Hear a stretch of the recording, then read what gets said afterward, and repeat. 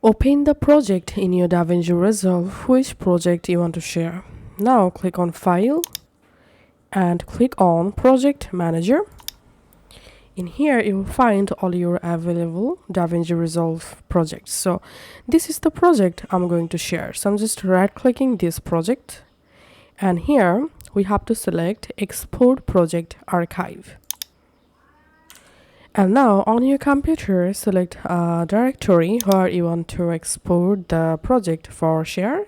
So I'm selecting this download folder, for example, and you can rename the project as well here. Then click on Save.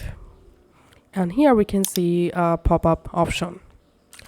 Now to export your project with all your media files, including videos, photos and audios, you must need to select this option, media files. And to export the file without making the file large size, deselect this proxy media option and render cache option.